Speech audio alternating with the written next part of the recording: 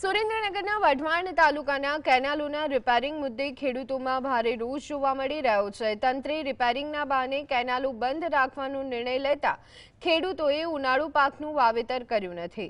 જો કે નવાઈની વાત એ છે કે અધિકારીઓએ રિપેરિંગ કામ શરૂ કરવાને બદલે કેનાલોમાં પાણી છોડવાનું ચાલુ રાખ્યું। આના કારણે ખેતરોમાં પાણી ભરાઈ જવાથી નુકસાન થઈ રહ્યું છે।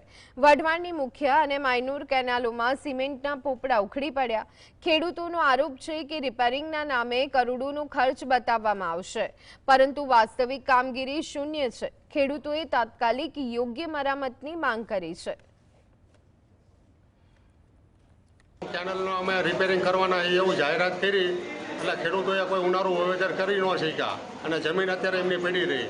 હવે અત્યારે જમીન એમની પડી રહી અને અત્યારે કેનાલ પાછી ચાલુ રાખી અને ખેડૂતને વાવેતરને જે કરવાના હતા એ ન કરી શક્યા અને અત્યારે કામગીરી 1લી તારીખે ચાલુ કરવાની વાત હતી અને આજની તારીખમાં હજુ કામ ચાલુ નથી થયું। અત્યારે ખેડૂતને જરૂરિયાત નથી તો પાણી ચાલુ છે।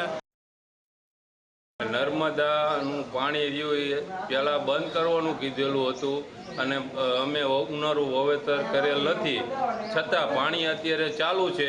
પછી જ્યારે અમારે કપાસનું વાવેતર કરવાનું થશે ત્યારે અમને પાણી પાછા નહીં આપે।